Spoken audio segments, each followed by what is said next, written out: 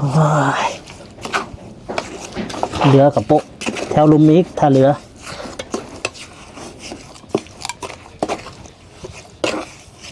ว่าแต่เราซื้อเงินได้เพราะละบาทนี่พี่น้อง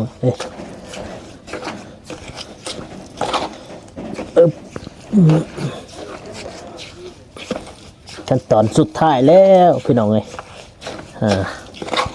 สิได้ขึ้นเทิงนะบาทนี่พี่มื้อนี้มาต่อยพี่ที่ซองพี่ได้ป่ะฮะพูดแล้วแกมยืนเทิงนะบาทนี่สบายดีเด้อพี่น้องเลยยืนให้เราก่อนโอ้นักบุญเรือพ่อเดียนไปได้ป่ะทั้งหินทั้งขึ้นหินฮะพี่น้องเลยก่อนอื่นมัดกาบสบายดีเด้อพ่อแม่พี่น้องเนาะบัวสิอยู่ภายในหรือว่าต่างประเทศกันยินดีตอนรับเขาสู่สบ่าวโกสนบทสปปลาวพี่น้องเลยมาต่อโบปุ่นอยู่ถึงซะบัดนี่ถึงหลังคาไก่ที่สำเร็จแล้วพี่ห้องน้ำน้องก็เดินนี่ไก่แล้วพี่เบิ่งทางในนี่ตัวมาบัดนี้บ่าวโกสุดจัดเลยมันนี่มุ่งช่างสีเลยเรียบร้อยเลยแต่ว่าคุมทายเลยนี่สูงพี่น้องเลยยันยื่นนี่โอ้เรียกว่าเกือบต่ำไปได้พี่น้องเลยกะบ่เป็นหยังดอกบ่มีไผสูงเท่าใดดอกพี่น้องเนาะทั้งครอบครัวเพิ่นกะทั้งพ่อทั้งแม่เพิ่นกะบ่สูงปานใดเนาะบ่าวนงเนาะก็บ่จำบ่คือทางนั้นบ่ต่ำดอกตัวถึงเอาพบัตรพี่พี่จะได้ขึ้นเทิงเลยพี่น้องเลยเห็นบ่ข้าวเดียวจวดจัดเลยบ่าวโกเฮ็ดทีมงานไปเดี๋ยวขึ้นเทิงก่อนพี่น้องเลยอยู่เทิงเลยเด้อบาดเลยอยู่ชั้นเทิงแล้วนี่ก็ยูทูบเบอร์มือใหม่พี่น้องเนาะสบายดีเด้อสบายดีบ่าวโกเลยแล้วพดบ่แล้วเอาดินทรายมาใส่อีกคันแล้วพูดเอานุ่มตักดินทรายมาเนี่ยดินทรายแล้วโพดแล้วพูดบ่ได้พอสีใส่ตามห้องนี่พี่น้องนี่แต่ว่าบ่าวกดรู้สึกว่าสั้นๆเอาอันดินทรายน้ำเราเนี่ยเอาเดี๋ยวไหน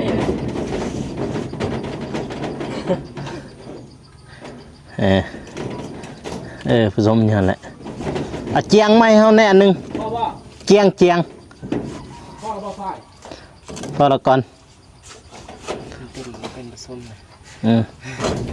เจียงก่อนทันนั้นเราพี่น้องเลยมาเมื่อนี้ก็จดจัดเลยบอกว่าเล็งเลย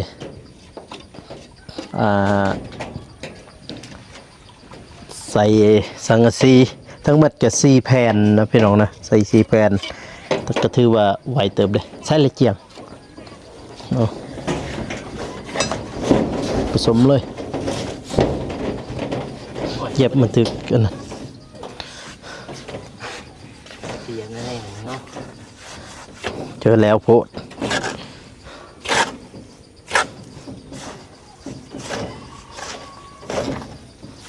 เอาอันนึงมาอีกเบ้อหันกระคุหันกระคุตัวกระคุไส้หันตัวปูนหันแหละมันเป็นผสมนะน้ำร้อนมีปูนไงตัวปูนหันแหละคอยฟังนี่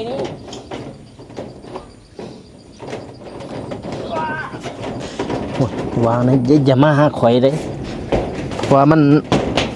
ทั้งนักปูนทั้งนักอันนี้เลย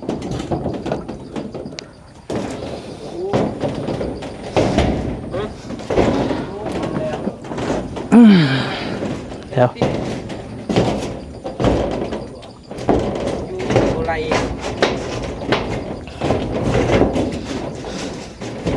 จะเหยียบดังใดพี่น้องเอ้ย เย็ดจะเฮ็ดลนใช้ทั้งสีหลายเด้อยันบ่อนนั้นพี่โอ้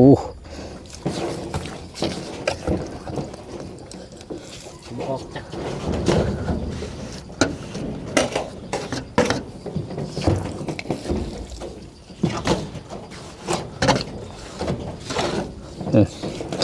แบบนั้นเลยแหละ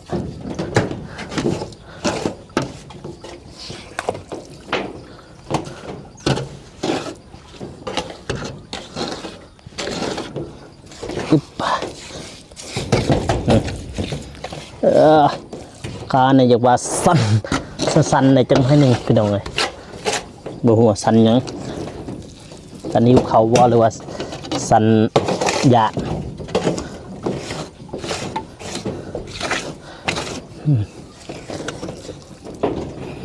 โอ้ขากันได้สั้นเลยลีเฮ้ย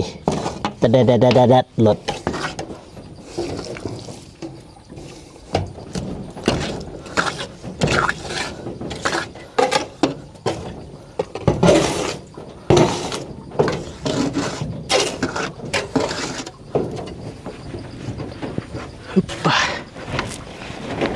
เป็นทีเป็นทางก่อนได้บ่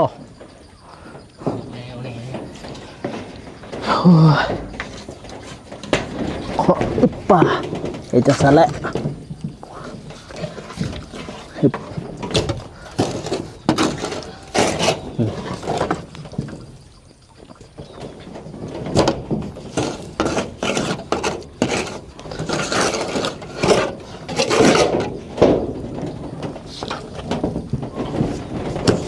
อึบป่าเก็บบ่ได้นี่นะ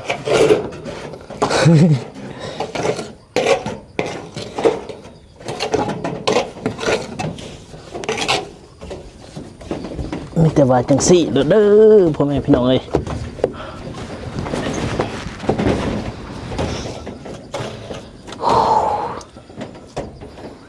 เต็มที่สู้พี่น้องเอ้ยแดดให้อย่างนี้ สู่บ่ถอย นี่เอาหมดเลยเฮ้ย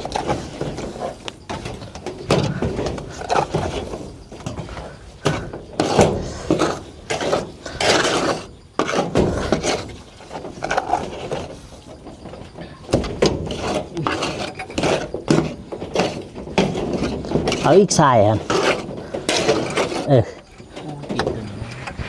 เอาขึ้นทึ่งกันดูเด้อ ไอ้ ไอ้นุ่งเอาดินทรายไม่เนี่ย ทรายดินชาย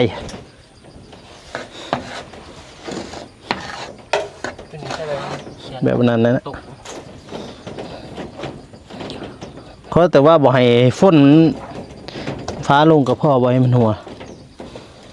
ไปเลยบ่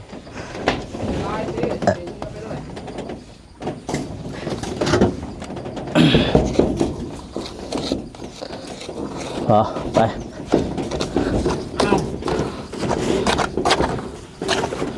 ไปอยู่ถึงก่อนก็ได้ไปถึงฮ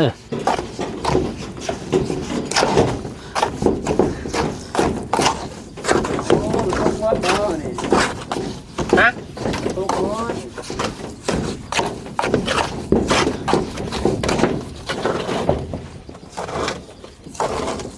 เดี๋ยวมันบ่ตกเฮ็ดให้มันบ่ตกนะเดี๋ยวนี้ เขาสั่นให้มันตกเนาะ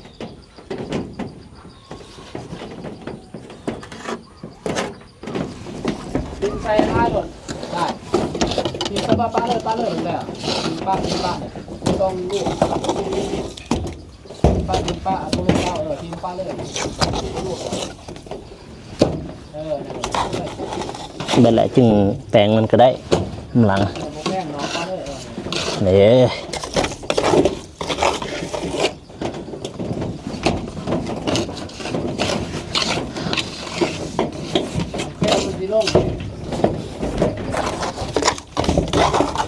เอาบ่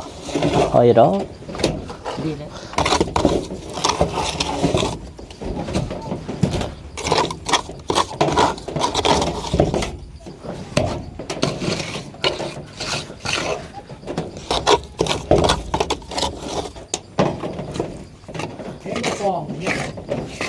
เห็น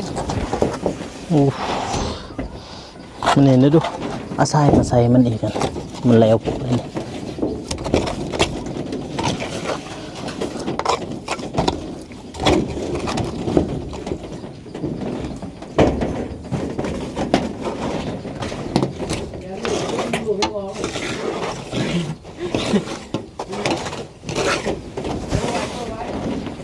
ฮะ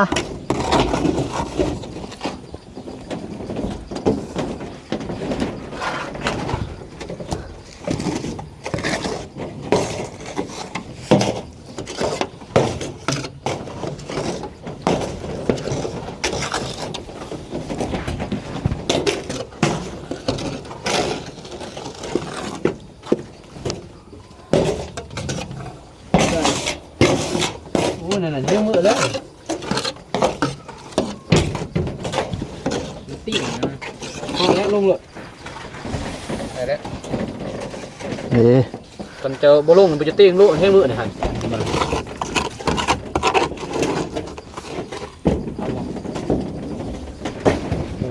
ลงไป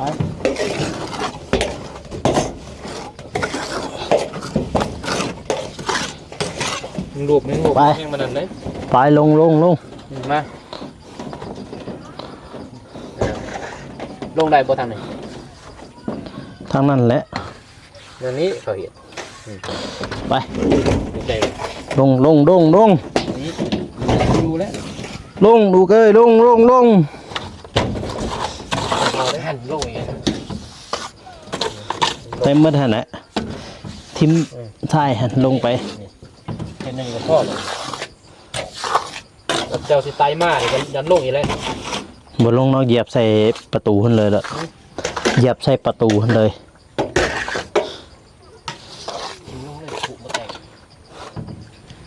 แต่ใจเด้ ผมเป็นยังพี่น้องเลยสู้ เต็มทีไป วางเด้อมันลุกเด้ บ่ให้มันลุกนั่นเดี๋ยวนี้ไปลงเรียบร้อยพี่น้องเลยโอ้อย่าว่าตีนขาในกระสันนะเฮาในกระสันเด็ดเลยอยู่เฮ้ยเรียบร้อยพี่น้องเอ้ยมื้อนี้นี่มื้ออื่นก็มีแต่ว่ากอตัวนี้นะพี่น้องเนาะนี่มื้ออื่นมีสกอทางนี้แล้วก็กอตัวนี้ขึ้นมื้ออื่นนี่กอตามนี้ขึ้นกอนี้กอนี้ ปลาเลยจ้ะ ตัวนี้ลังในปลาเลยเนาะ ปลาเลยสองผม มีแต่ตัวนี้ก็โอ้ล้างมือบัดนี้เรียบร้อย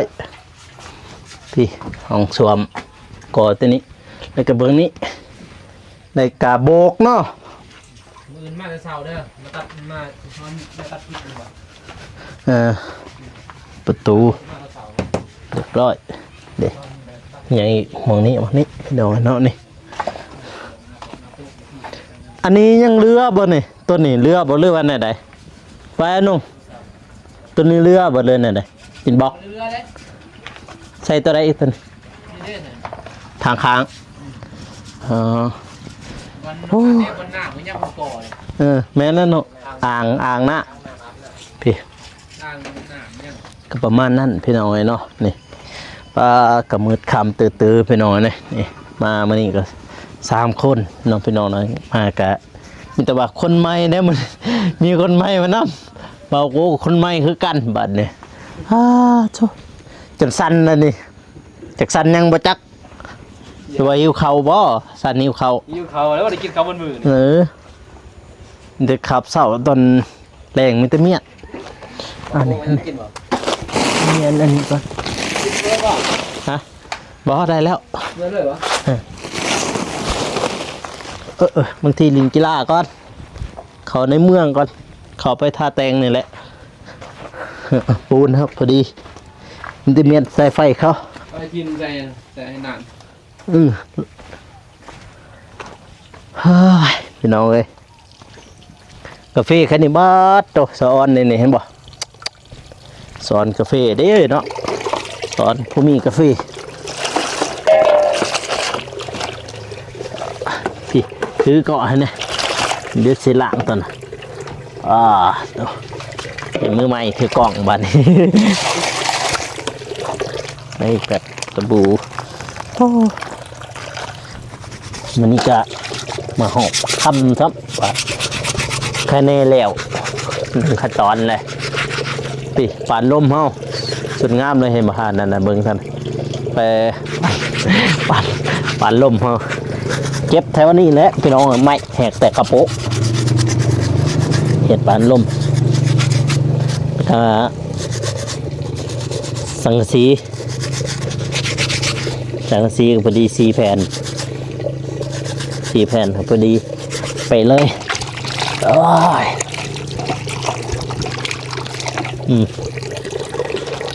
มาแรงนี่น้องก็เด้อไวแล้วมันว่าดีใจแล้วแต่ว่าเจ้าของเฮือนบ่อยู่มื้อนี้พี่น้องเอ้ยมีแต่ทีมงานอยู่ลุยเลยลุยเลยมื้อนี้หนักก่อนจนเลยว่าบัดหน้าก็ได้ใส่เต้าหู้ข่อยนี่สั้นพี่น้องนี่สั่นสงสัยหิวข้าวพุ่นขึ้นเทิงพุ่นกี่เนี่ยโอ้ยก็เรียบร้อยประมาณนั้นพี่น้อยเนาะมือนมากก็มีแต่ว่ากอทางในนี้นี่ถ้าโบกทางนอกบัทันหูว่าสิโบกบอลนี่มือนกอทางนี้มือนี่กอนี่แล้วก็โอ้ทีแรกก็มีแต่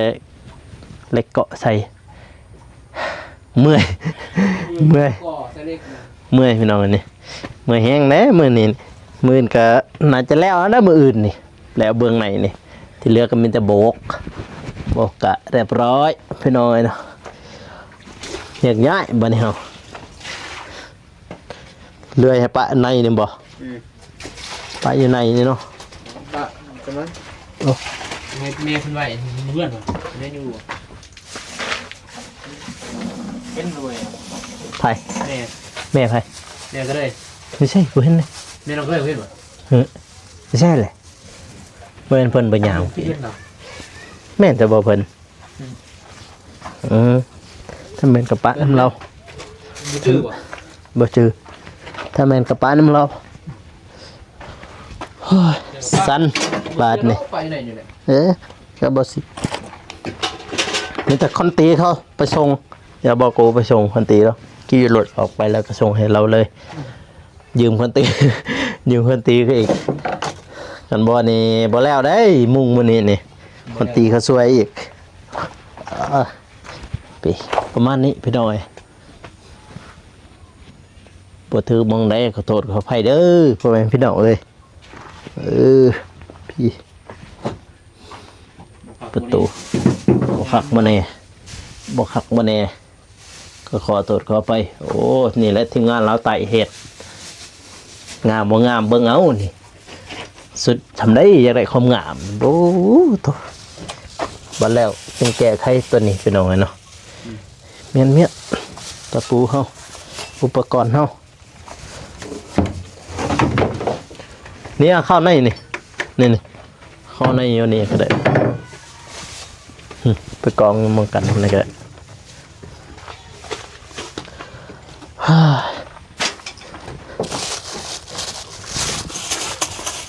อื่นเห็นหมาวุ่นเนี่ยติมาเมื่ออื่นเห็นหมาวุ่นเนี่ยตินี่เมื่อนท่านนี่เมื่อนเฮาอย่างนี้ถอดสร้อยก่อนเมื่อนเราเองนี่นะจะเกาะเงื่อนกับโบยูพี่น้องเอ้ย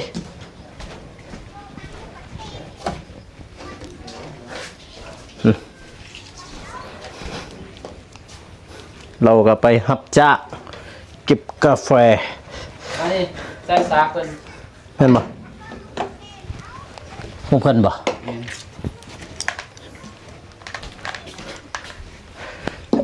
บ้าแม่นแหละตัวไปบัดนี้ทีมงานแกมกลับเนาะกลับคือกันนั่นนี่เมียนเกิด ไว้ห้าหนึ่งพ่อไม่ได้ห้าหนึ่งพ่อนมา มาแล้วบ่ดิน้องอำพอดเนี่ยยังบ่ทันมาติ ยังล็อกกัน จันเพิ่นบ่ทันมาไปพี่น้องเอ้ยกลับบัดนี่ ไปคลายเนาะ น้องราคายอยู่แล้วไปบัดนี้พี่น้องเอ้ยออกเดินทางกลับบ้าน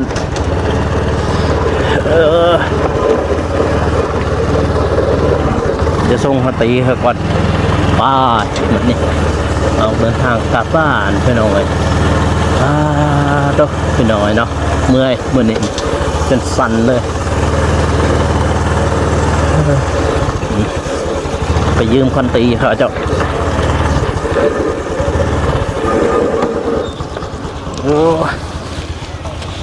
เด้อคนตีเด้อเอาขอบใจหลาย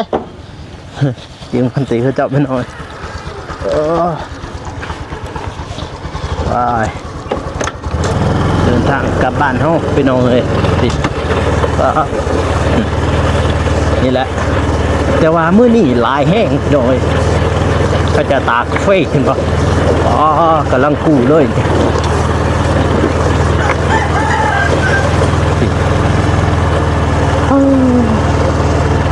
กำลังกู้กาแฟพี่น้องโธ่กาแฟหลายแห้งของไฟพี่น้องกู้บ่ตากกลางบ้านเลยเต็มไปด้วยกาแฟพระเจ้าอิ่วแล้วหลายเติบ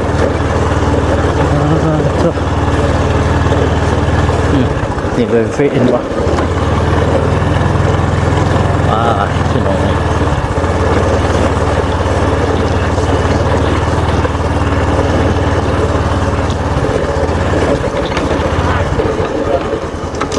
ไปก่อนได้ประมาณ3 มื้อแล้วเด้อได้ที่นี่มาได้กันนั่นแหละ3 มื้อหน้าเพิ่นป้ายอยู่คนเราอยู่เพิ่นแล้วเอามาก่อนอยากเอากระจายไปเงินแล้วว่าได้ชำระเอาเดียวเลยนี่นะบอกเพื่อนว่าลองทำหนึ่งเต้นพวกห้าวโอ้ยรถง่ายดอกก็300นี่ก็2-3 มื้อก็เปรี้ยวเลย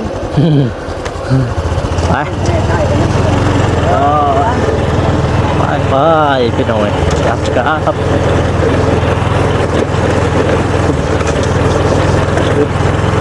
เตรียมต่อออกเดินทางพี่น้องนี่แหละถูกมื้อนี้ก็ถือว่าคำน้องพี่น้องเนาะคำเติบพี่น้องไปเดินทางบ้านนี้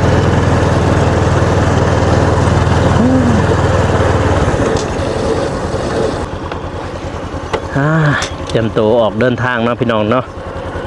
บัดนี้ก็ทางเบาโกเองก็บ่มีหยังมากมายเด้อพ่อแม่พี่น้องเนาะก็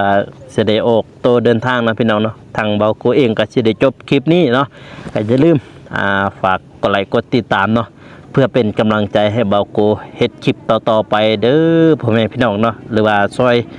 สายบุญเนาะพี่น้องเนาะผู้แบบที่ทุกข์ยากในลาวใต้เนาะพี่น้องเนาะมื้อนี้ก็สร้างห้องน้ำน้องกระเดยพี่น้องเลยแล้วก็อยากว่าจนสั่นเลยเนาะพี่น้องเนาะหิวข้าวแน่พี่น้องเลยเนาะตั้งหิวข้าวทั้งเมื่อยเนาะพี่น้องเนาะบัดนี้ก็เบาโกสิได้จบคลิปขออวยพรให้ผู้ใหญ่ทุกท่านจงมีแต่ความสุขความเจริญเนาะปรารถนาสิ่งใดก็ขอให้ได้สิ่งนั้นให้ได้ดังสมปรารถนานอนหลับก็ได้เงินหมื่นตื่นขึ้นมาให้ได้แก้วมินิโคตรทั้งพ่อทั้งแม่เนาะ